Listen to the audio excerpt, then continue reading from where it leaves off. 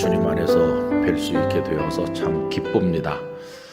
우리가 다 서로 다른 교회에서 소속돼서 신앙생활하고 있지만은 같은 하나님 아버지의 자녀입니다. 그래서 우리는 주님 안에서 형제이고 자매입니다. 또 나중에 다 천국에서 만날 겁니다. 여러분 그때 만날 때 모른 척 하지 마시고 다 예수님의 보혈로 우리를 구속하셔서 하나님의 자녀가 되게 하셨고, 영락교회나 응암교회나 주님의 보혈로 값을 지불하시고 사신 소중한 교회입니다. 그래서 우리는 성경에 기록된 진리를 따라 성부 하나님 아버지, 또 성자 예수 그리스도, 또 성령 하나님, 그 안에 사랑의 연합과 일체를 이루고 계신 삼위일체 하나님을 믿으면서 혼탁하고 어지러운 세상에 살지만 좌절하지 아니하고 소금과 빛의 사명을 감당하면서 그때가 언제인지 모르지만 주께서 우리를 부르시는 그날까지 기쁨과 감사로 믿음으로 달려가는 거룩한 사람들입니다. 하나님께서 때때로 우리들을 격려하시기 위해서 이런 집회를 열게 해주셨는데, 연약하고 부족한 사람을 우리 강 목사님과 여러 장로님들께서 초대해 주셔서 정말 감사드리고, 또 보니까 2시 반에 찬양 예배 드리시는데 아까 목사님 말씀하신 것처럼 댁에 돌아가시지도 않으시고 이 저녁까지 기다리셨다가 함께 이 시간 말씀을 나누실 수 있도록 이렇게 참석해 주신 여러분들께 큰 은혜가 함께 하시기를 바랍니다. 어떤 말씀을 나눌까 생각하다가 아까 여러분들이 하신 바로 그 주제에 따라서 삭개오, 오 삭개오, 이런 이상한 주제를 정하게 되었습니다. 보니까 목사님께서 톤을 올렸다 내렸다 하시는 게 벌써 집회는 다 끝난 거나 마찬가지다, 그런 생각이 들었습니다. 삭개오 이야기는 요만한 꼬마 때 주일학교에 다니면서 벌써 너무 많이 들어서 귀에 익숙한 말씀인데, 우리가 그거를 5시간에 걸쳐서 나눠서 생각을 해보려고 합니다. 근데 이 말씀은 이제 따로따로 나눌 수가 없고 사실은 하나의 이야기를 5번 생각하는 것과 같기 때문에 드라마로 말하면 단편 드라마가 아니고 계속 이어지는 연속극과 비슷하다 하는 생각이 듭니다. 그래서 오늘 저녁에 설교가 끝나고 내일 새벽에 또 별도의 설교가 있다기보다는 오늘에서 내일로 이어지고 마지막 시간까지 이어진다고 생각합니다. 그래서 여러분들이 연속방송국 보실 때 중간에 안 보면 곤란하잖아요. 그러니까 오늘 저녁에 오신 분들은 내일 새벽에 다 오셔야 이어지는 거고, 만약에 내일 새벽에 못 오시걸랑 그 다음에 어떻게 됐어? 이렇게 꼭 물어보셔야 됩니다. 다 이번에 5번 집회 오셔서 함께 하실 수 있었으면 하는 마음이 있고, 그 3일 동안 하나님께서 여러분들에게 평안도 주시고 건강도 주시고 시간과 열정도 허락해 주셔서 어떤 사탄의 방해도 없이 은혜 받는 시간이 되기를 간절히 원합니다. 여러분 오늘 시작하는 말씀 앞에 보시면요, 이렇게 시작하고 있죠. 예수께서 여리고로 들어가 지나가시더라, 이렇게 돼 있죠. 오래전에 빌리그레엄 목사님께서 여의도 광장에서 집회를 하셨을 때 하루 저녁에 100만 명씩 모였던 엄청난 집회였습니다. 그런데 그때 이 목사님께서 예수님께서 여리고를 지나가시는 이야기를 말씀하셨어요. 이때 이 여리고를 지나가시는 예수님의 행보는 그게 마지막입니다. 앞으로 여리고에 또 지나가실 일이 있나? 없습니다. 이게 마지막으로 여리고를 지나가시는 거였었거든요. 이제 예수님은 여리고를 통과하셔서 예루살렘으로 올라가시면 그 예루살렘에서 십자가를 지시는 겁니다. 그러니까 거기서 죽으시고 부활하시고 그리고는 승천하실 것이기 때문에 뭐 다시 여리고를 찾아오신다던가 이제 그런 일이 없는 겁니다. 그러니까 마지막으로 지나가시는데 그 예수님의 여리고를 통과하는 그때 2사람이 예수님을 만나는 이야기가 나옵니다. 한 사람은 그 성문 입구에서 사람들에게 구걸하던 앞을 보지 못하는 소경거지 바디메오 이야기고, 또 하나가 이 삭개오의 이야기입니다. 그때 그 빌리그레암 목사님 말씀하시기를, 여러분 지금 예수님께서 서울 시내 한복판으로 지나가고 계시다.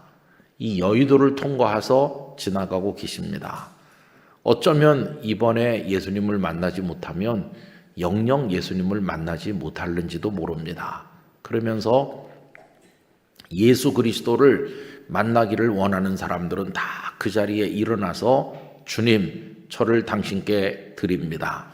이렇게 결단하라고 촉구하셨습니다. 어느 날 저녁 제가 참석을 했는데 곳곳에서 사람들이 일어나는 것이었어요.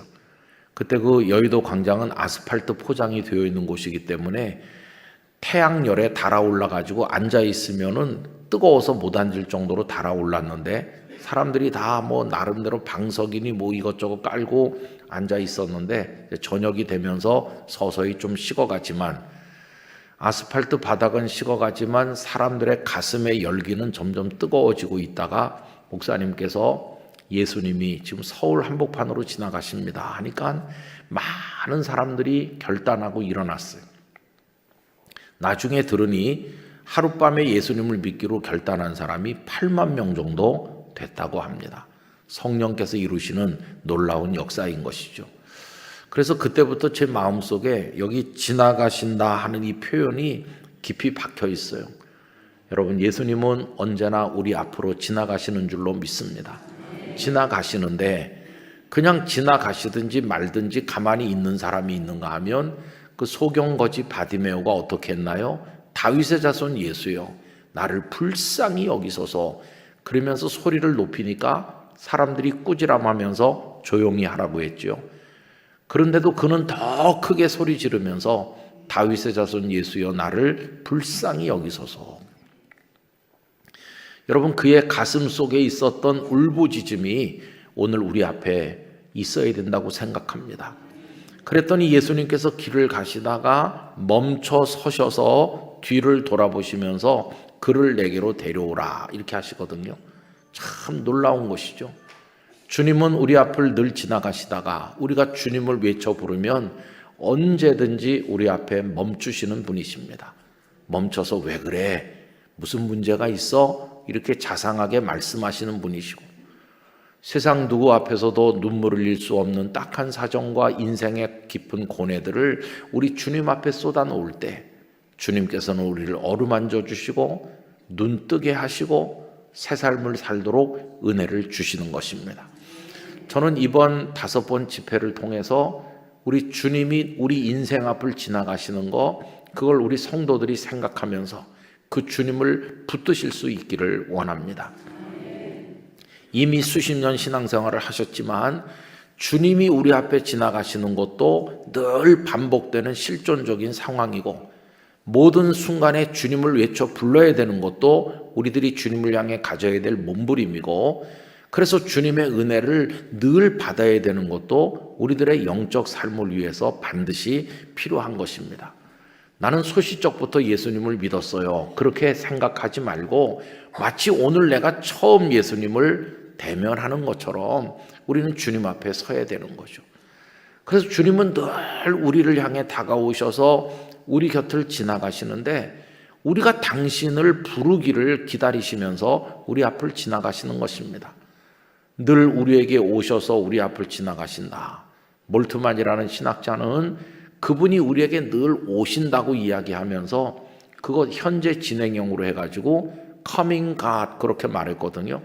지나가신 하나님도 아니고 저쪽에서 이제 막 출발하는 하나님도 아니시고 늘 현재 진행형으로 우리에게 오셔서 지나가시고 오셔서 지나가신다. 여러분, 그 하나님을 대면하는 거, 그분을 바라보는 거, 그분을 향해서 영적 갈증을 느끼고 외쳐 부르는 거, 이게 성도가 가져야 될 기본 태도인 것입니다. 오늘 한국교회의 다양한 문제를 지적하는 분들이 많이 계시지만 뭐 그게 제도적인 문제 혹은 목회자들의 문제, 교회 구성의 문제, 뭐 여러 가지 사회적 환경의 변화 등등이 있겠지만은 가장 문제는 우리가 주님을 외쳐 부르는 것을 상실했기 때문이라고 생각합니다. 우리 속에 간절함이 없고 그냥 뭐 예수님이 지나가시는지 안 지나가시는지 별 관심이 없는, 그게 오늘 우리들 속에 너무 깊이 일반화되어 있는 게 문제입니다. 여러분, 주님은 간절히 불러야 되는 것이죠. 은혜를 사모해야 되는 것이죠. 그런 마음으로 주님을 향해 나갈 때 동일하신 주님, 어제나 오늘이나 영원히 동일하신 그 주님, 바디메오를 만나시고 이제 우리가 생각하려고 하는 삭개오를 만나신 주님은 오늘 우리도 만나주시고 우리의 눈물도 닦아주시고 우리에게도 은혜를 주시고 우리도 여리고성 앞에 주인공이 되도록 축복을 허락하여 주실 것입니다. 그래서 여러분, 그런 사모하는 마음으로 이번 집회에 우리가 참석하기를 원합니다. 저는 참 놀라운 경험들을 가끔씩 하고 있는데, 한 번은 예배를 마치고 성도님과 인사를 나누게 되었는데 그분이 막 이렇게 눈물을 흘리면서 감격하면서, 목사님, 오늘 제가 주님을 만났습니다. 그래서 이분이 은혜를 받으셨나 그냥 이렇게 생각했는데, 제가 오랫동안 고통받던 질병에서 해방되었다. 근데 여러분, 그날 설교는 질병의 문제와는 전혀 상관없는 이슈였습니다. 설교 주제는 우리 몸이 아프고 뭐 연약하고 이런 거가 아닌 전혀 동떨어진 주제로 설교를 했는데, 그날 그분은 거기 앉아 있다가 주님의 손으로 치료해 주시는 은혜를 경험한 것입니다. 저는 그날 그분의 말씀을 들으면서 깊은 감동을 받았는데, 그날 목사가 하는 설교가 어떤 한 가지 주제에 의한 것이라 할지라도 자비로우신 하나님께서는 한 사람 한 사람 보시고 각자에게 필요한 것이 무엇인지를 속속들이 알고 계신 그 하나님께서 각자에게 필요한 맞춤 은혜를 주시는구나 하는 것을 알게 됐습니다. 목사가 어떤 주제로 설교하든지 상관없이 하나님께서는 필요한 은혜를 준비하셨다가 필요한 사람들에게 허락하여 주시는 것입니다.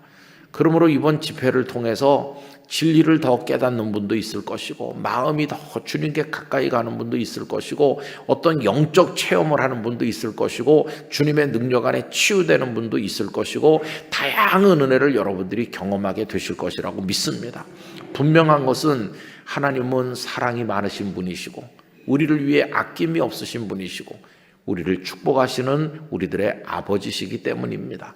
여러분, 그런 마음으로 우리 시간마다 참석하고 하나님의 은혜를 갈망하기를 원합니다. 이제 오늘 본문부터 이제 삭개오 이야기를 우리가 시작하려고 하는데요. 그렇게 우리 앞을 지나가시는 예수님을 이야기하면서 이제 2절에 가면 드디어 삭개오라는 이름이 등장하고 있죠.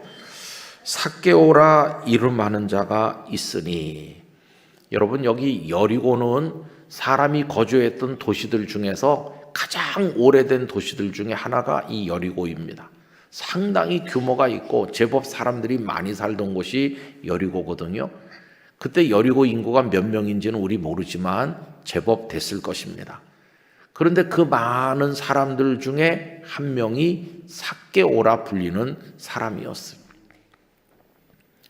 그 아기가 태어났을 때 그 부모는 기뻐했을 겁니다. 그 아기를 서로 돌아가면서 안아보며 도닥거리며 볼에 입을 맞추며 하나님을 찬송하면서 귀한 아기 하나님이 축복으로 주셨다 그러면서 감격의 눈물을 흘렸을 것입니다. 그러면서 이 아기를 잘 키워서 세상에 빛나는 사람으로, 하나님의 영광의 사람으로 키우기를 원했을 것입니다.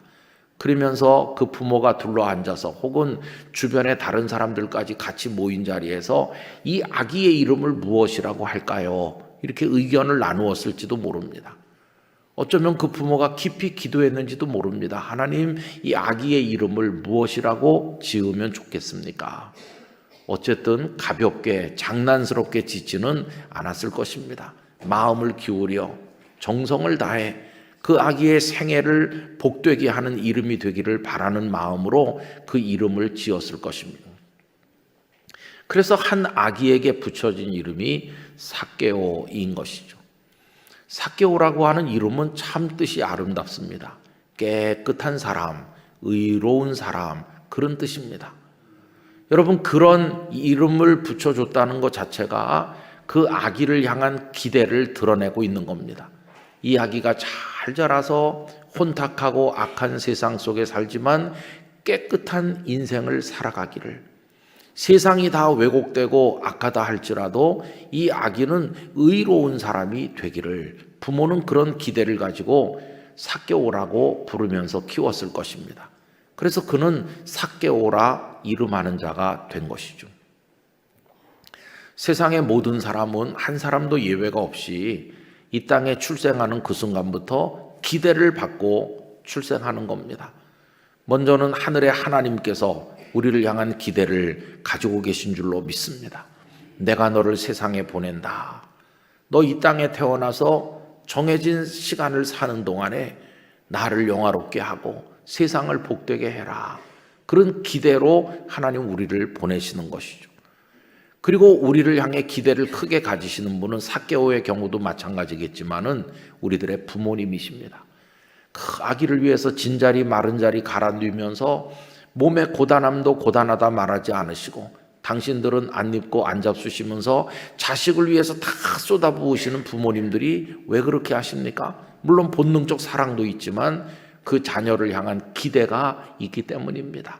비록 나는 배우지 못했지만 이 아이는 공부를 시키고 나는 이렇게 험한 일을 하지만 이 아이는 더 훌륭한 일을 하면서 많은 사람들에게 돋보일 뿐만 아니라 세상에 기여하는 하나님의 사람이 되었으면 그런 기대를 가지고 기도하며 뒷바라지 하시는 거 아닙니까? 그리고 세상이 우리를 향한 기대를 가지고 있는 거죠. 누군가에게 기대를 받는다고 하는 것은 그 사람의 존재가 존귀하다는 뜻입니다. 아무렇게나 살아도 좋을 길바닥에 놔둔 돌멩이하고는 다르다는 것입니다. 여러분 20세기 초엽에 전 세계를 덮었던 실존주의 철학이 있습니다. 이거는 굉장히 허무주의적인 실존주의였죠. 그래서 인간의 가치를 땅바닥으로 끌어내렸습니다. 인간의 존엄성도 무시했습니다. 그냥 우리는 하찮은 존재다. 길바닥에 놔둔 발치의 채이는 돌멩이에 불과하다. 이렇게 생각했습니다. 우리를 무가치하다고 생각하니까 굳이 애쓰면서 이 세상을 살아가야 될 이유를 잃어버리게 되는 거죠. 그냥 뭐 살아도 그만이고 살지 않아도 그만이고 되는 대로 살아도 그만이고 이제 그런 풍조가 세상에 퍼졌습니다. 특별히 유럽에서는 1차 세계대전으로 인해서 많은 사람들이 죽어나가면서 이 허무주의가 거기 같이 겹치면서 많은 사람들이 살 가치가 없다. 그래가지고 자살 열풍이 일어났습니다. 그런 열풍이 일본을 거쳐서 식민 통치를 받고 있던 일제시대 우리 젊은이들에게도 들어오게 됐죠. 그래서 우리 젊은이들도 1920년대 일제 세계대전 그 이후에 그 흐름이 들어오면서 자살하는 사람들이 30년대까지 상당히 많았다고 합니다. 여러분 현해탄에 몸을 던졌던 윤심덕이라고 하는 가수도 있는데 다 그런 맥락에 있었다 이렇게 설명하는 글을 읽어본 적도 있어요. 어쨌든 인간의 가치를 형편없는 것으로 생각하는 사람들이 있습니다. 그러나 우리 응암교회 성도 여러분, 우리는 그렇게 값싸고 싸구려 존재가 아닙니다. 아무렇게나 살다 끝나도 좋을 인생은 아닙니다. 얼마나 하나님께서 우리에 대해서 가지는 기대가 큰 것인지. 그래서 우리 스스로에게 말해야 됩니다. 너는 귀한 존재다. 너는 귀한 존재다. 하나님 앞에서 존귀하다. 벌써 오래전 얘기입니다만은 제가 부산에서 목회할 때 한 여대생이 저한테 메일을 보냈는데 자기 이름을 밝히지 않았어요. 목사님은 저를 모르시겠지만 저는 어떻게 목사님 이메일 주소를 알게 돼서 이 메일을 보냅니다. 근데 자기를 뭐라고 소개했냐 하면은 못난이 이렇게 소개했어요. 그걸 보니까 참 마음이 아파요. 어느 집안 딸인데 그 어머니 아버지가 그 딸을 얼마나 귀하게 키웠을까? 사랑으로 키웠고 믿음으로 키웠을 텐데 이 딸 아이가 대학 2학년이 돼서 가지고 있는 자화상은 못났다는 것이에요. 나는 못나니. 참 마음 아프죠? 그 아이를 위해 투자된 시간과 정성과 사랑, 투자된 물질 그리고 교육 이게 얼마나 많은데 그 결론이 나는 못난이라는 거예요. 망가진 자아죠. 그죠? 근데 내용은 더 무거워요. 목사님 저는요 참 제가 봐도 못생겼습니다. 지금 대학이 축제 기간인데 제 친구들은 쌍쌍 파티에 가고 뭐 파트너가 있어가지고 축제를 즐기고 대학 생활을 만끽하는데 저는 그냥 외모가 좀 이상하게 생겨서 아무도 저보고 하자고 하지도 않고 저는 그냥 세상이 너무나 싫습니다. 이대로 살아야 되는 것인지 너무도 마음이 아픕니다. 그래서 그냥 살지 말을까 그런 생각도 하고 있습니다. 그래서 내가 목사님께 메일을 보내서 답을 받아본 이후에 살지 말지를 결정하려고 하는데 답을 보내주시기 바랍니다. 엄청 부담되는 메일을 받아서 모르는 사람에게. 아휴, 그래가지고 고심을 많이 했어요. 그리고는 답을 뭐 여러 가지로 보냈어요. 너무 고민하지 말라. 외모 가지고 따지면 나도 털모자도 없다. 나도 젊어서부터 그냥 자유분방하게 생겨가지고 되는 대로 살았다. 어렸을 때는 또 새총에 눈을 맞아서 눈조리개도 파열돼서 눈도 잘 안 보인다. 부터 해갖고 제가 가진 약점도 얘기하면서 그래도 왜 살아야 될 가치가 있는지 얘기하면서 누가 뭐라고 그래도 우리는 아무개 아들과 아들이기 이전에 하나님의 자녀다. 하나님 얼마나 우리를 사랑하시고 우리를 위해 독생자 예수님을 십자가에 던지고 우리는 건져 올려서 예수님과 우리를 바꿀 정도로 우리를 사랑하신다. 그 예수님은 뭐라고 하셨나? 천하보다 귀하다고 하셨다. 한 생명이. 그러니 자매는 결코 그렇게 삶을 포기해도 좋을 값싼 존재가 아니다. 외모는 좀 참으면 나중에 다 평준화된다. 너무 고민하지 말아라. 80 넘으면 다 똑같아진다. 뭐 별소리 다 하고 기도도 적고 뭐라고 말해야 될지 잘 모르겠더라고요. 그리고 다시 꼭 답을 보내주기 바란다. 이렇게 해가지고 이제 보냈어요. 그리고 한번 만났으면 좋겠다는 말도 하고 그랬더니 저는 분주해가지고 잠깐 까먹었습니다. 그런데 한 2주간이나 지났을까 답신이 왔는데 참 감사했어요. 그 지난번에는 못난이라고 보냈는데 이번에는 자기를 소개하는 그게 바뀌었어요. 뭐라고 바뀌었냐 하면 하나님이 사랑하시는 딸 이렇게 자기를 바꿨어요. 얼마나 놀랐습니까? 여러분 우린 그런 존재입니다. 이 세상을 뒹굴며 살다 보니까 망가지기도 하고 못난이 같이 보이기도 해요. 그리고 정말 무능해 보이기도 하고 나 같은 사람이 살 가치가 있나 이렇게 생각되기도 하지만은 삭개오라 이름하는 자가 되기까지 그 부모가 깨끗한 사람 그리고 의로운 사람이 되었으면 하고 그런 이름을 붙이는 그 기대를 받으면서 자랐잖아요. 우리도 똑같습니다. 우리에게도 부모님이 이름을 지어주셨잖아요. 삭개오라 이름하는 자, 김은성이라 이름하는 자로서 우리는 이 땅에 지금 존재하고 있는 거죠. 하나님의 사랑과 기대를 받으며 세상 사람들의 많은 기대를 받으며 여러분 우리가 전 인류를 위해 봉사하진 않지만은 내 인생 네트워크 안에 들어와 있는 내 주변에 날 사랑하는 이들을 생각해 보세요. 내가 만약에 없어진다면 가슴을 치고 땅을 칠 사람이 우리 주변에 있잖아요. 우리 가족이 있고 나를 아끼는 친구가 있잖아요. 이렇게 생각해 보면 우린 다 누군가의 기대를 받고 살고 있는 거죠. 여러분 은혜를 받고 부흥된 심령은 자기를 사랑하게 돼 있습니다. 예수님께서 이웃을 사랑하라고 말씀하셨습니다. 그러나 그렇게 말씀하시기 전에 예수님은 내 이웃을 내 몸과 같이 사랑하라 하셨습니다. 네가 네 몸을 사랑하는 것처럼 이웃을 그렇게 사랑하라는 말은 순서가 뭐가 먼저입니까? 먼저 너의 몸을 제대로 바르게 사랑하고 그 방식과 정도로 남도 사랑해줘라. 그러니까 자기를 제대로 사랑할 줄 모르는 사람은 남도 사랑할 줄 모르는 사람입니다. 자기 생명을 소중히 여기지 않는 사람이 남의 생명 소중히 여길 줄 모르는 거죠. 자기 인생을 잘 사는 사람이 남의 인생도 세워줄 수 있는 것이죠. 저는 응암교회 성도들이 하나님 앞에서 좋은 귀한 분이라고 하는 이 신앙 안에 건강한 자화상을 가지시고 살게 되기를 바랍니다. 여러분 집에서 나오실 때 신발 신으실 때 그 앞에 거울이 다 있잖아요. 거울을 보면서 야, 왜 이렇게 검버섯이 피지? 주름살은 왜 이렇게 늘어나는 거야? 막 잡아당기면서 용 쓰지 마시고 그냥 이렇게 자연스럽게 웃으시면서 너 참 멋지다. 하나님의 딸이다. 아들이다. 세상이 뭐라고 그래도 하나님은 널 사랑하신다. 나도 너 사랑한다. 거울 속에 있는 우리 자신에게 한마디씩 하시고 들어오시고 나가시기를 바랍니다. 우리 자신에게 반해야 되는 것이에요. 우리가 나르시즘처럼 무슨 우리가 웅덩이에 뛰어드는 자기 도취 그런 건 아니지만은 우리가 우리 자신을 귀하게 여기지 않으면 우리 인생은 너무나 비참해지는 것이. 그래서 이 삭개오라 이름하는 자가 되기까지 그 부모가 가졌던 그에 대한 기대, 그게 얼마나 큰가, 그걸 우리가 생각할 수 있는 거죠. 그런데 여러분, 오늘 본문의 삭개오는 어떻게 됐나요?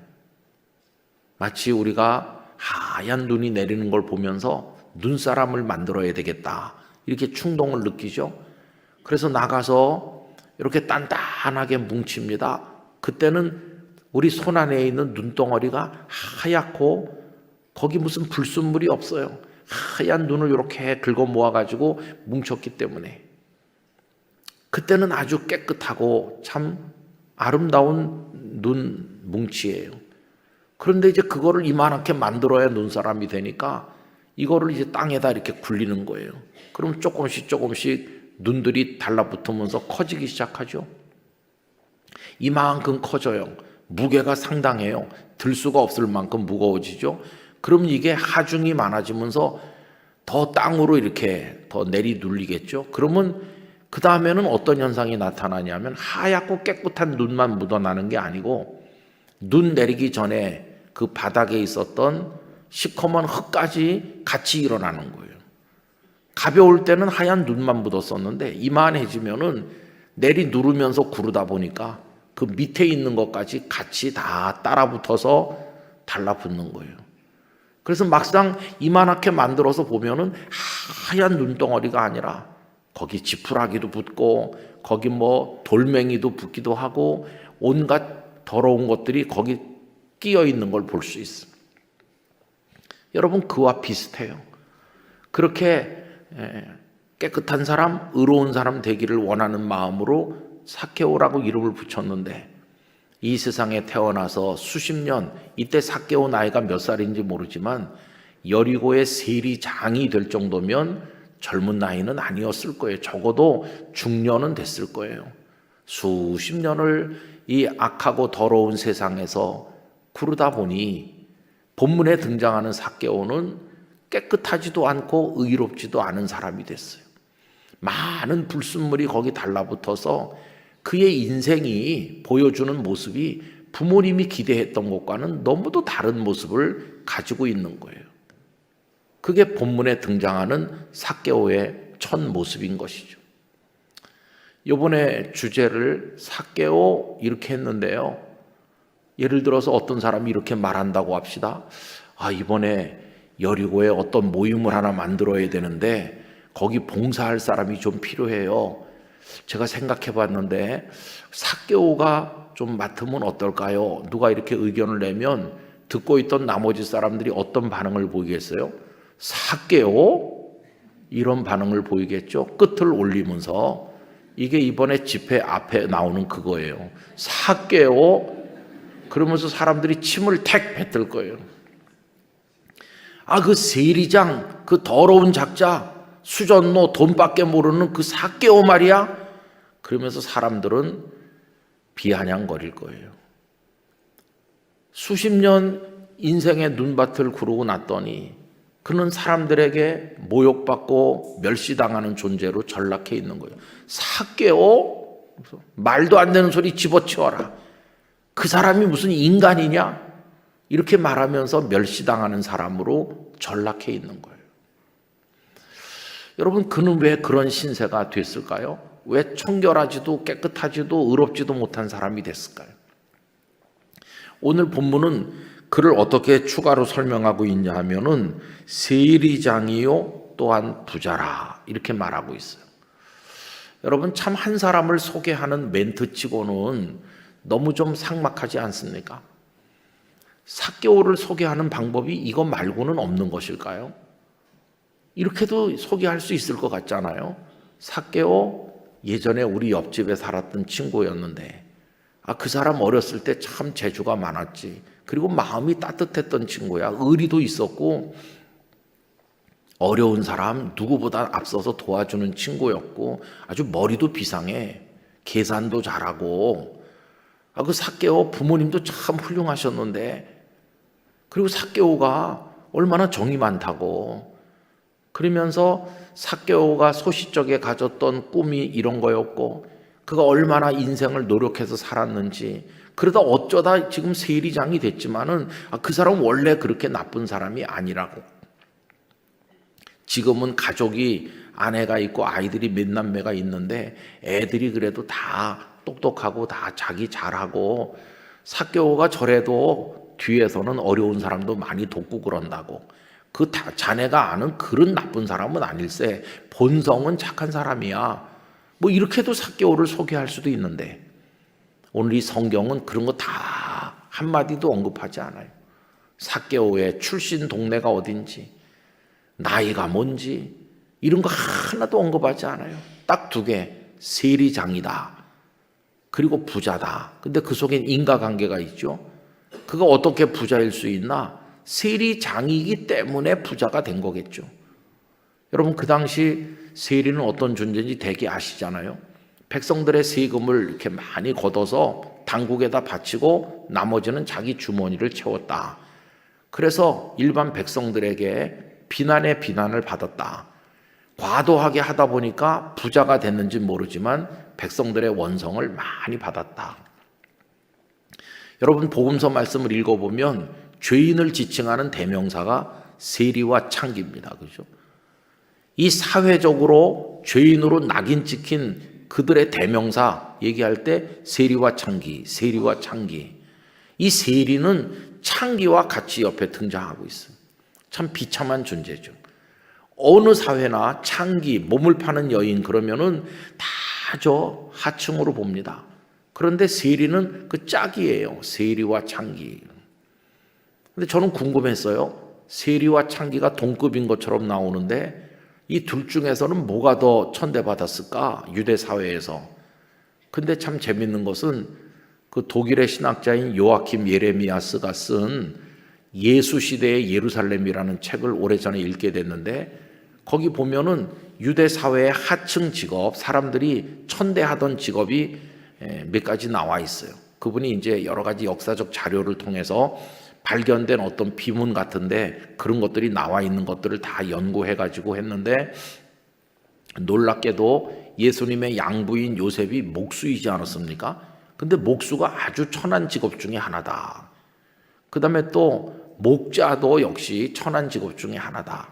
탄생하시던 밤 베들레헴에 목자들이 와서 경배했는데 목자들이 목수가 되실 분에게 경배했고, 목자가 경배한 그분은 또 선한 목자가 되실 분이기도 했죠.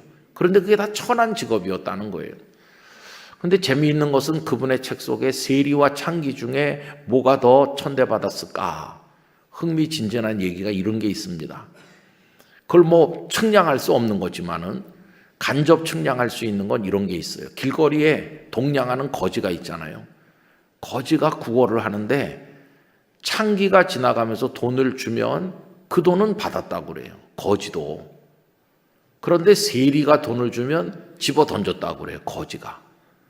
그럼 거지들의 반응을 통해서 간접으로 보면 창기보다도 더 멸시당한 존재가 세리라는 걸 알 수 있습니다.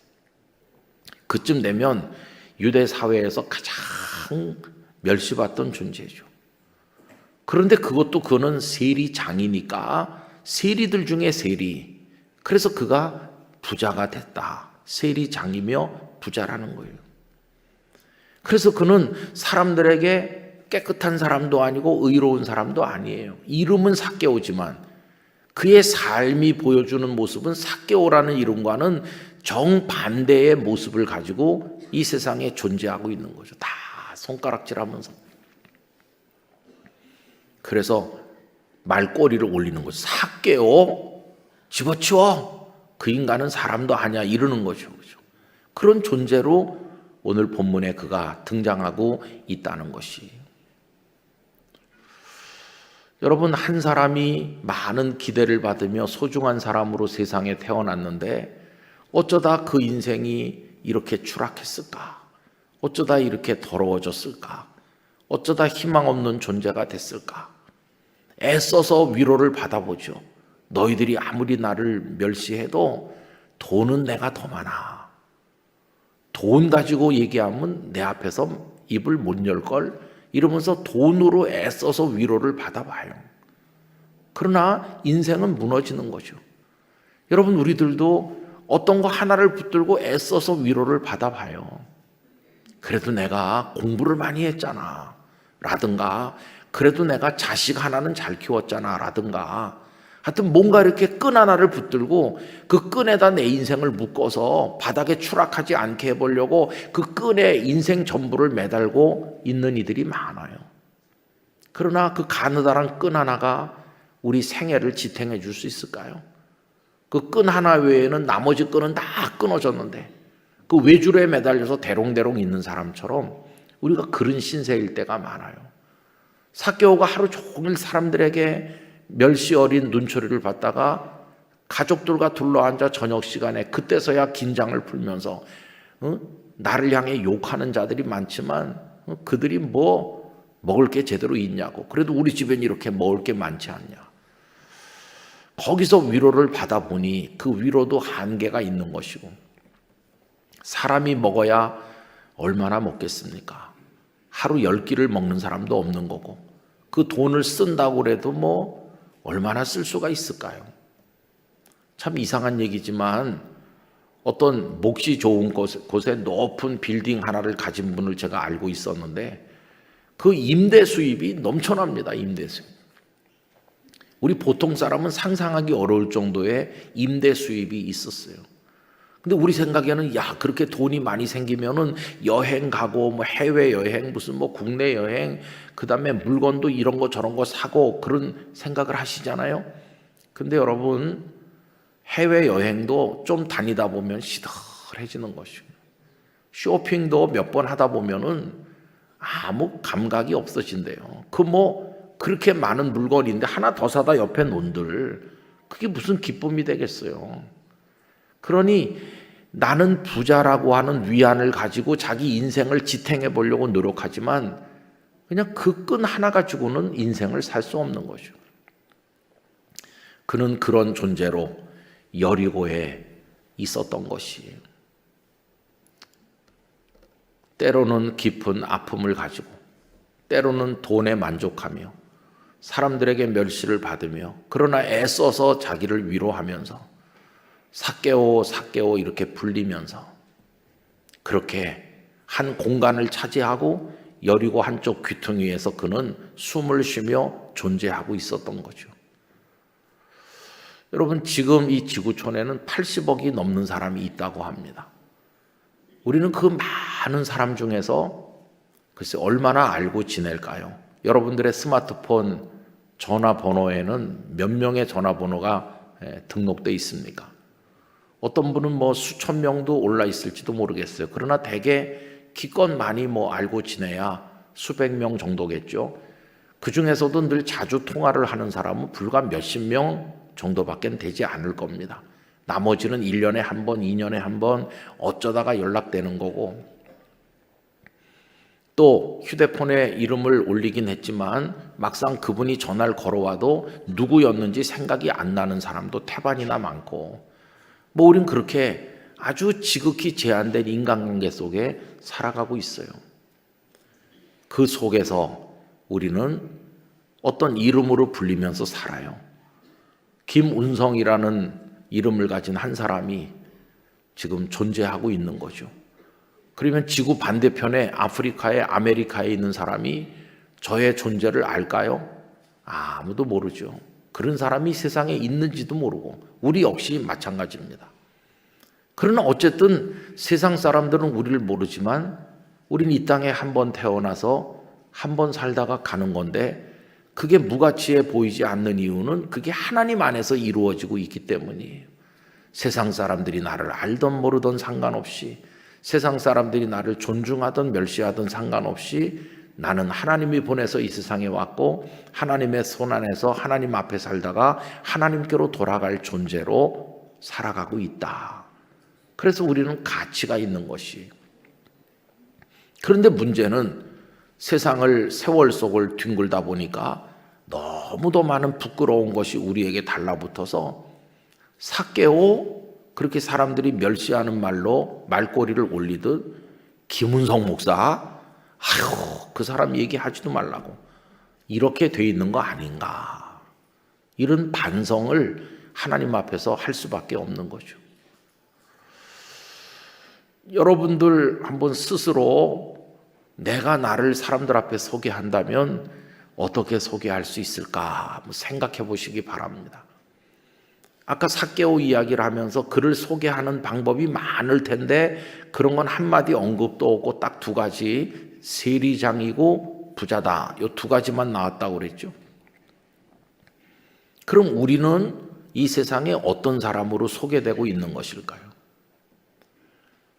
제가 오늘 설교하러 왔기 때문에 우리 목사님께서 저에 대해서 다른 얘기를 안 하시고 영락교회 목사다 이렇게 소개하셨어요. 왜 그러냐 하면은 목사니까 설교하러 왔잖아요. 그죠? 그리고 영락교회에서 현재 목회한다 이렇게 소개하신 거예요. 설교하는 목사를 소개하는 말로는 지극히 타당한 설명이시죠. 그런데 이렇게 예배당 강단에서가 아니라면 김은성이라는 사람을 소개하는 방법은 많을 겁니다. 이렇게 할 수 있겠죠. 아, 그 남자 한 여자의 남편이라더라. 여러분, 저도 한 여자의 남편이지 두 여자의 남편은 아니거든요. 사남매의 아버지고, 부모님은 이북에서 피난 내려오셨고, 그리고 뭐 나이는 이렇게 됐고, 뭐 이렇게 저렇게 생겼고, 그동안에 이런저런 인생을 살아왔고, 누구를 사랑했고, 뭐 어떤 꿈이 있었고, 뭐 그렇게 저를 설명하는 방법이 많을 거예요. 근데 그 많은 설명을 다 제외해놓고 딱 한 가지나 두 가지만 말하라면 뭘 말하게 될까요? 여기는 세리장이며 부자다, 요 딱 두 가지만 나왔는데 그 두 가지가 다 지금 그렇게 존경스럽지 않은 얘기잖아요. 세리장이라는 것 때문에 삭개오 이렇게 된 거죠. 그래서 그 부함이라고 하는 게, 재산이 많다고 하는 게 존경스러운 부자가 아니라 천대받는 부자가 된 거 아닙니까? 여러분, 이 땅에 국회의원들도 많고 대통령도 있고 많이 있잖아요. 그러면 지금 전 세계적으로 여러 나라의 대통령, 총리 이런 분들이 다스리는데 대통령은 무조건 다 존경하나요? 아닙니다. 대통령이라 할지라도 욕을 바가지로 얻어먹는 이들도 많고, 재벌이라 할지라도 사람들의 입방아에 오르내리는 이가 많아요. 중요한 것은 뭐냐 하면 어떻게 소개되든지 간에 우리 인생을 소개하는 그 내용들이, 아, 그 사람 정말 하나님 앞에서 잘 사는 사람이구나 이렇게 느껴질 수 있도록, 그리고 하나님께서 그의 수십 년 이 세월 속을 굴러오면서 만들어낸 인생의 모습이 참 아름답다고 칭찬하실 수 있는 모습으로 우리가 소개되어야만 한다는 것입니다. 그런데 그렇지 못한 게 이제 우리의 아픔이고 한탄이죠.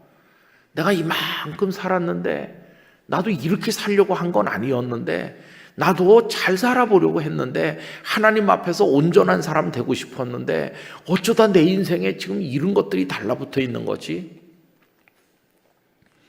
그래서 이렇게 많은 성도가 있을 때는 잘 못 느끼지만 텅 빈 예배당에 혼자 들어와서 가만히 앉아 있으면 세상에 그 많은 사람 중에 하나님이 이 땅에 보내신 나라고 하는 존재가 가지고 있는 이 초라한 모습, 이 지난 세월 그래도 내 나름대로는 사느라고 살았는데 오늘 내가 왜 이 지경이 돼 있나 생각해 보면 하나님 앞에 흐르는 게 눈물밖에 없는 거죠. 여러분, 사람이 자기를 소개하는 방법이 여러 가지가 있습니다. 자기가 자기 살아온 이야기를 쓰는 걸 가리켜서 자서전이라고 합니다. 남이 그 사람에 관해서 써주면 전기라고 합니다. 그런데 그 두 가지는 세상에 많이 이렇게 배급되고 보급되고 있어요. 누구의 전기 그래가지고 많이 써서 이렇게 출판해 갖고 나눠드립니다. 이건 누구에 관해서 어느 분이 쓰신 책인데 참 좋아요. 그러면서 이렇게 나눠주고, 가끔씩 교회에 있으면 우편물이 많이 오는데 자서전도 많이 옵니다. 본인이 본인의 이야기를 써가지고 이렇게 교회에다 보내주는 거죠.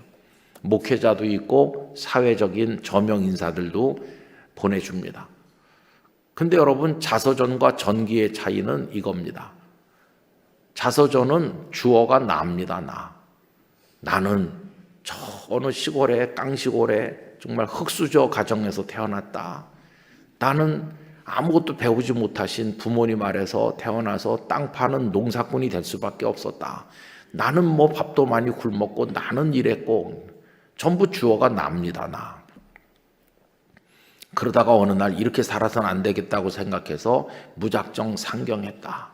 그래서 뭐 구두 닦기도 하고 뭐 안 해본 게 없고, 그래도 주경야독하고 나는 끝까지 목숨 걸고 해내리라 이렇게 해가지고, 그래서 오늘 내가 입지전적인 삶을 여기까지 이루게 됐다. 그러면서 자서전을 쓰는 거예요. 자서전의 주어는 전부 나로 시작해요. 주어가 I예요, I. 그런데 전기는 뭘까요? 전기는 주어가 he입니다, he. 그는 흙수저 동네에서 태어났고 남이 써준 거니까, 그는 뭐 주경야독을 했고, 똑같은 내용은 똑같은데 내가 쓴 건 자서전, 남이 써준 건 전기, 그래요. 그건 세상에 많이 나돌아다녀요. 근데 제가 참 이상하게 생각하는 거 있습니다. 하나 더 있죠. 자서전도 아니고 전기도 아닌 거 하나 더 있어요. 그게 뭘까요? 그게 일기입니다. 일기도 내가 쓰는 겁니다. 자서전도 내가 쓰는 거고. 그러면 내용이 똑같아야 될 거 아니겠어요? 자서전을 사람들에게 돌릴 수 있다면 일기도 돌릴 수 있어야 되는 거 아니겠어요? 남들 보라고. 그런데 자서전은 사람들에게 돌리면서 일기는 누가 볼까 봐 꽁꽁 숨깁니다. 그 뭔가 내용이 일치하지 않는다, 그런 뜻이에요. 자서전에 나와 있는 내용하고 일기 속의 내용이 앞뒤가 안 맞기 때문에 하나는 숨기고 하나는 사람들에게 알리는 거죠. 어떤 게 진실일까요? 숨기는 게 진실이겠죠. 그러면 자서전은 거짓이라는 말밖에 더 됩니까? 그래서 저는 성도가 써야 될 것은 I를 주어로 시작되는 자서전은 아니라고 생각합니다. 나 이렇게 시작해보면 자기를 미화해가지고 훌륭한 사람으로 만들기 쉬우니 성도들의 영적 정서에는 안 맞는 거다. 그렇다고 남 보고 나에 관한 이야기를 써주시오, 이렇게 전기를 써달라고 맡기는 것도 더 우스꽝스러운 일일 수 있겠다, 그런 생각이 들어요. 그럼 우리는 일기는 쓰는 거죠. 근데 우리들의 일기는 어떻습니까? 나만 등장하는 게 아니에요. 우리들의 일기 속에는 나는 오늘도 이런 죄를 지었고, 이런 부끄러운 생각을 했고, 이런 나쁜 행동을 했다. 나는 오늘도 삶에 충실하지 못했고 하나님 앞에 정직하지 못했다. 이렇게 적어 내려가는 거예요. 남한테 보일 수 없는 우리 내면의 냄새나는 부분을 써내려가는 거죠. 그래서 일기의 특징은 그 속에 고백이 들어있다는 거예요.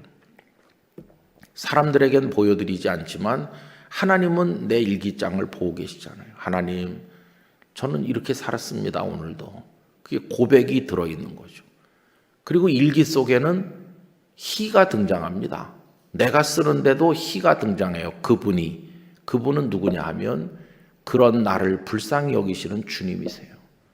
그런 형편없는 나를 불쌍히 여기시는 주님, 오늘도 저는 이렇게 형편없이 살았습니다. 깊이 좌절했습니다.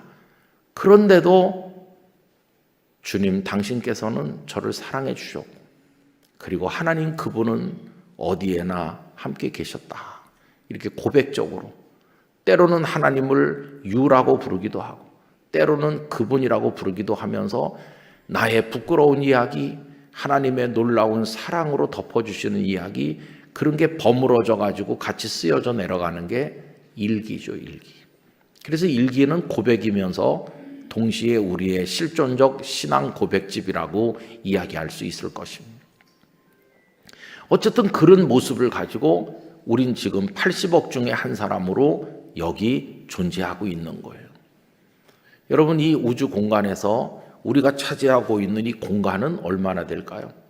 사람들은 뭐 넓은 아파트, 저택을 구하려고 하지만 이 몸뚱아리가 차지하는 공간은 얼마 안 되죠. 그 톨스토이의 사람에게는 얼마나 많은 땅이 필요한가, 파흉이라는 농부 이야기 아시잖아요. 그는 땅에 한이 맺혀서 더 넓은 땅을 가지고 싶어 했습니다. 그러다가 어디서 이야기를 들으니까 어느 마을에 가면 땅을 원하는 대로 준다더라. 그래서 믿을 수 없지만 한번 가보기로 했습니다. 그래 갔더니 그 촌장을 만나니까 그게 사실이었습니다.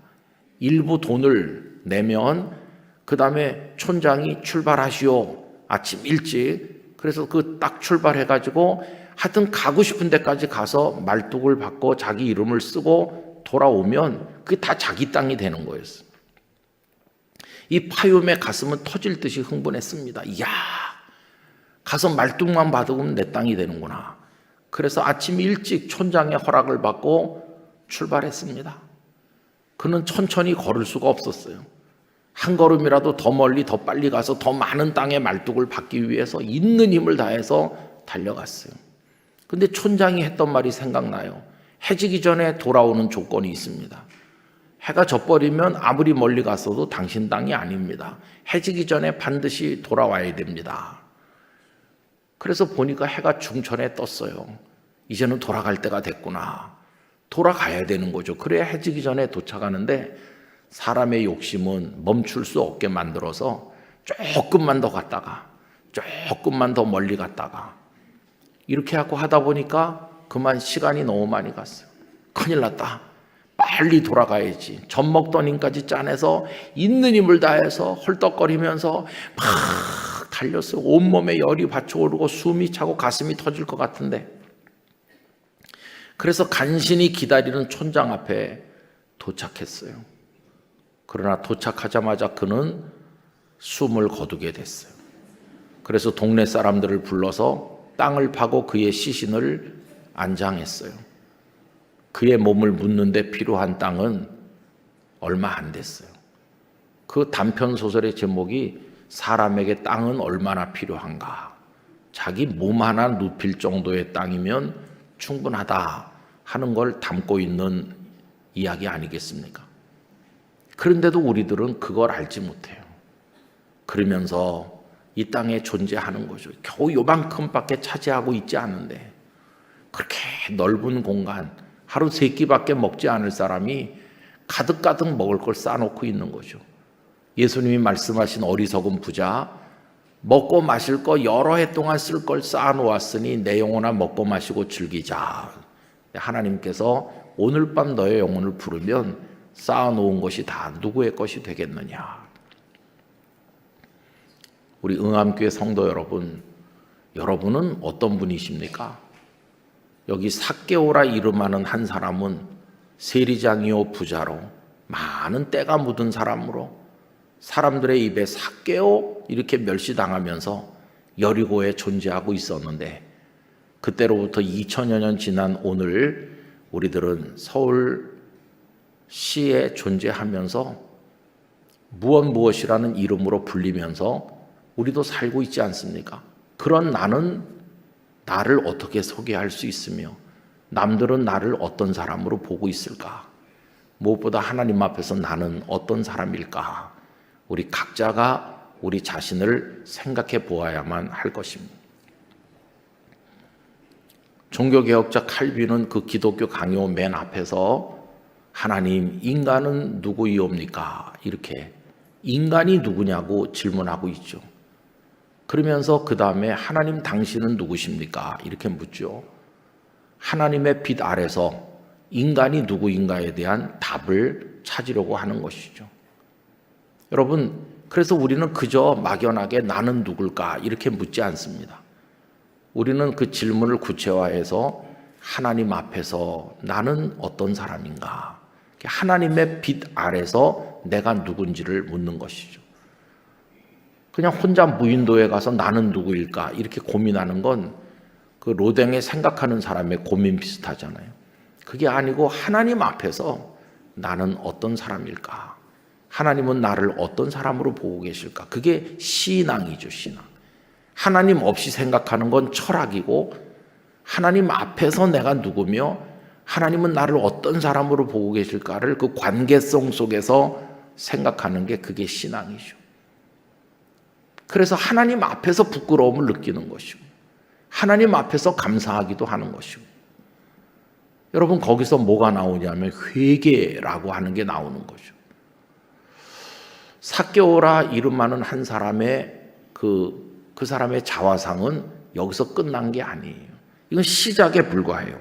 이제 2절에 삭개오라 이름하는 자가 있으니 이건 시작일 뿐이에요. 요 10절의 말씀이 끝날 때 가보면 2절의 삭개오는 전혀 다른 삭개오로 바뀌어 있는 것을 볼 수 있어요. 이게 우리의 소망입니다. 어떤 소망? 우리가 바뀔 수 있다는 소망. 우리가 더 좋아질 수 있다는 소망. 우리가 새 사람이 될 수 있다는 소망. 어떻게? 그리스도 안에서. 누구든지 그리스도 안에 있으면 새로운 피조물이라. 이전 것은 지나갔으니 보라 새 것이 되었도다. 삭개오에게 일어난 사건 아니겠습니까? 그래서 현재 나의 자아상을 보면은 못났고 더럽고 그 많은 기대를 가졌는데 그 기대를 다 헌신짝처럼 버렸고, 나도 이렇게 되고 싶지 않았는데 왜 이렇게 됐을까?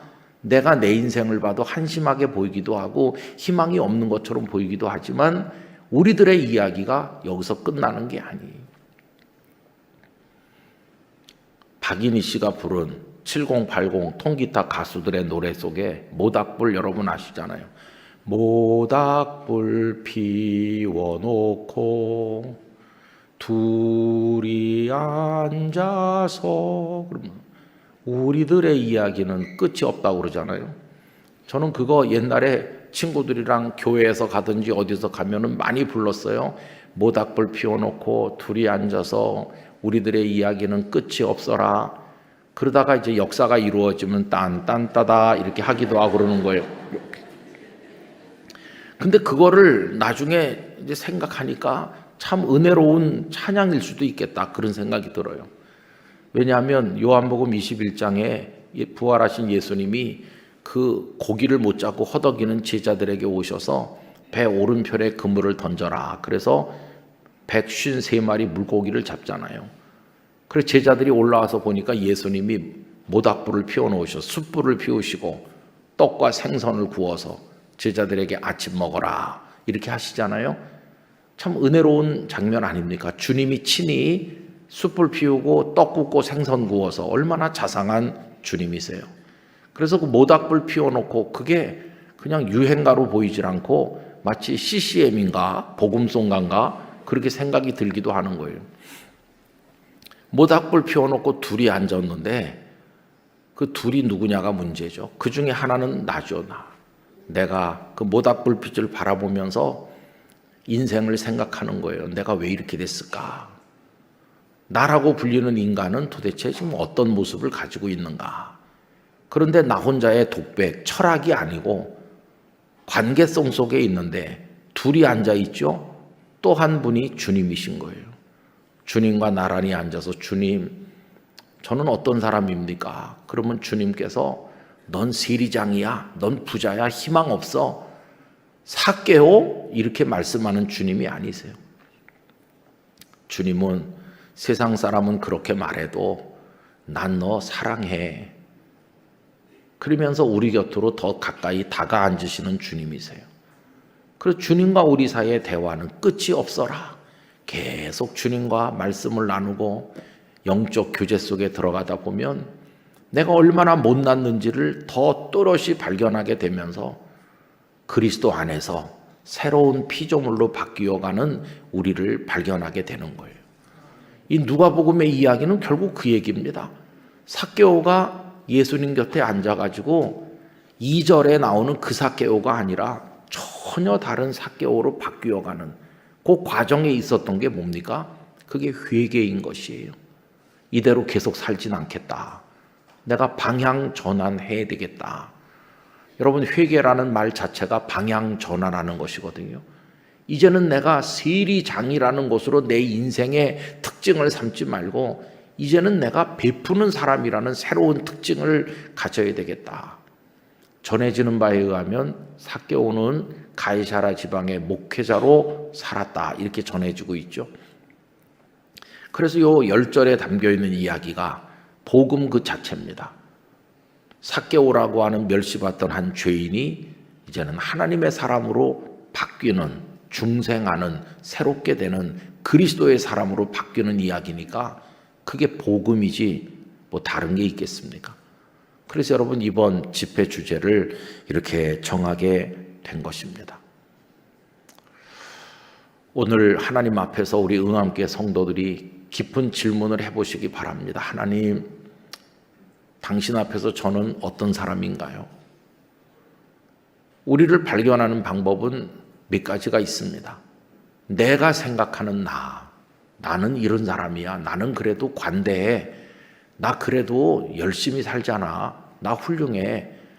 그리고 내가 뭐 그렇게 잘못하는 게 있나? 나만큼 사는 사람 있으면 나오라고 그래라. 이렇게 생각하는, 내가 생각하는 나가 있어요. 그 다음에 또 하나는 다른 사람들이 생각하는 나가 있어요. 옛날에 인간관계 훈련이란 거 하는 걸 할 때 한 10명이 둘러 앉아가지고 한 사람을 가운데 두고 각자가 생각하는 이 사람에 대해서 얘기합니다. 그래가지고 좀 솔직하게 말하는 거예요. 참 미안한데 친구야, 넌 좀 이기적이야. 이런 식으로 한마디씩 쭉 해요. 그러면 가운데 듣고 있는 사람이 그렇지 뭐 내가 이기적이지, 처음엔 웃어요. 그러다가 너댓 명이 계속 넌 나쁜 놈이야 나쁜 놈이야 그러면은 막 울기도 해요. 그러다 화도 내요. 내가 진짜 그렇게 나쁘냐고, 너희들이 진짜 나쁘다, 의리 없게, 이렇게 말해요. 근데 남이 말하는 나의 모습이 정확할까요? 근데 그 인간관계 훈련을 지도하시는 선생님들은 내가 생각하는 나보다 남이 보는 나가 정확하다, 그 충격을 받았어요. 나는 그래도 내가 어느 정도는 되는 사람인 줄 알았는데 남들이 말하는 거 들어보면 형편없구나. 근데 그 두 개 다 정확한 나는 아니에요. 가장 정확한 나는 주님이 보시는 나죠. 주님이 나를 어떤 사람으로 보고 계시나. 여러분, 이거에 민감해야 되는 것은 저 같은 목회자가 먼저라고 생각합니다. 성도들은요, 목사님들을 다 이렇게 존경해요. 우리 목사님이 최고야. 그러고 목사님 참 오늘 말씀 잘하셨어요. 설교에 은혜 받았어요. 목사님 같은 분이 또 있으면 이 나라가 이렇지 않을 텐데, 뭐 이런 식으로 말하고 참 성도들은 입심도 좋아요. 그러면 어리석은 목사는 영안이 어두워가지고 그걸 또 믿어요. 진짜인 줄 알고. 갈수록 그래서 교만이 두꺼워지는 거예요. 그래서 겸손한 것 같은데 교만해져요. 이번에 모임을 결성했는데 목사님밖에는 회장하실 분이 없습니다. 그러면은 막 손사래를 치면서 저 같은 사람이 뭘 하겠어요. 말만 그렇게 하고 속에는 이 사람이 사람 볼 줄 아는구나, 이렇게 생각해보면. 그래서 다 정확한 자기를 몰라요. 그런데 주님은 그를 어떻게 보고 계실까요? 그렇게 성도들이 다 훌륭하다고 그러고 나도 나를 훌륭하다고 하는데 주님은 너 냄새난다. 너 정말 더러운 게 많이 묻었구나. 그게 김운성이라고 불리는 나라면, 각자 이름을 가진 우리 한 사람 한 사람이라면 얼마나 부끄럽겠어요. 그죠? 우리 이야기는 그렇게 부끄럽게 시작해요. 그러나 여러분, 끊임없는 주님과의 속삭임 속에서 우리들의 마지막 이야기는 아름답게 마무리될 줄로 믿습니다. 그게 우리의 소망이죠. 그걸 우리가 바라는 축복이죠. 여러분, 이번 집회는 그 이야기를 우리가 이제 차례차례 나누려고 하는 것입니다. 그래, 오늘 돌아가시면 부부가 같이 오신 분이 계시면 이런 대화는 하지 말으세요. 내가 당신을 어떻게 보는지 말해줄까? 그런 거는 하지 마시고 그냥 각자 조용히 가셔서 이렇게만 마음속으로 물으세요. 주님, 저는 주님 보시기에 어떤 사람인가요? 삭개오보다 더 더럽죠. 그거는 회개를 위한 준비 운동이에요. 그렇게 우리 자신을 생각하면서 하나님 앞에 무릎을 꿇으면, 그러면 그때 내 인생이 새롭게 되기 시작하는 것이에요. 여러분, 그런 마음으로 오늘 밤을 지나시기를 바랍니다. 그리고 연속방송국 2타는 내일 새벽이에요. 내일 5시 반에 이 자리에 오셔서 그 다음 이야기를 우리가 함께 나누기를 원합니다. 이번 기회를 통해 우리를 주님 앞에 더 잘 들여다보는 좋은 기회가 되고 우리에게 하나님의 은혜가 임할 줄로 믿습니다. 기도하겠습니다. 오 거룩하신 아버지 하나님, 삭개오라 이름하는 자가 있었습니다. 오늘 우리 각자의 이름으로 존재하고 있습니다. 그는 세리장이요 부자라는 두 가지 특징으로 그 인생이 설명되었습니다. 오늘 저희들은 어떤 모습으로 설명되고 있는지요? 무엇보다도 주님이 보시는 우리는 어떤 사람인가요? 나는 나를 이렇게 생각하고 남들도 나를 저렇다고 말하는데 주님 앞에서 저는 어떤 사람인지 우리가 깊이 주님께 질문하게 해주시고 그 답을 얻게 하여 주옵소서. 왜곡되고 못나고 이렇게 되려고 산 것은 아닌데 왜 이렇게 됐는가 탄식할 때 거기가 바로 회개가 시작되는 자리임을 알게 하시고 우리 모두를 새로운 삭개오로 빚어 만들어 가시는 아직 끝나지 않은 하나님의 아름다운 이야기에 동참하게 하여 주옵소서. 예수님의 이름으로 기도하옵나이다. 아멘.